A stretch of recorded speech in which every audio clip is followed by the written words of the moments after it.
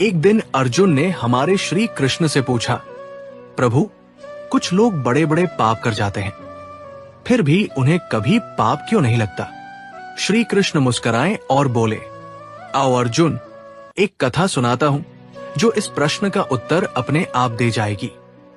बहुत समय पहले एक धर्मात्मा राजा ने एक भव्य भंडारे का आयोजन किया।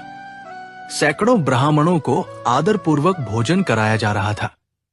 राजा स्वयं पंक्ति के अंत में बैठा था और वो एक ब्राह्मण को भोजन परोसने गया। उसी समय आकाश में से एक चील मरे हुए सांप को लेकर उड़ती हुई निकली। संयोग से उस सांप के विष की कुछ बूंदें उस ब्राह्मण के थाल में गिर पड़ी।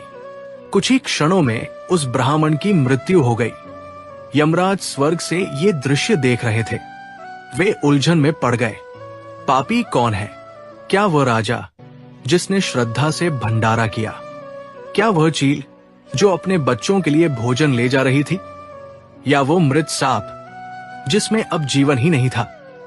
यमराज को किसी में भी दोष नहीं दिखा। समय बीत गया। कई महीनों बाद कुछ ब्राह्मण उस राजा से मिलने के लिए राजमहल जा रहे थे। मार्ग में उन्हें एक स्त्री मिली। उन्होंने उससे राजमहल का रास्ता पूछा। स्त्री ने मार्ग तो बता दिया, लेकिन जाते जाते व्यंग्य में बोल उठी, मिलने तो जा रहे हो, लेकिन सावधान रहना, वो राजा ब्राह्मणों को जहर दे देता है। बस यही वाक्य सुनते ही यमराज ने उस स्त्री को ब्रह्म हत्या का दोषी ठहराया। यमदूत चौंक गए, प्रभु, इसने तो किसी की हत्या नहीं की, फिर दोष क्यों? यमराज बोले, राजा, चील और सांप, किसी को भी ब्राह्मण की मृत्यु से आनंद नहीं मिला, लेकिन इस स्त्री को दूसरों की निंदा कर जहर बोने में अपना मनोरंजन मिला।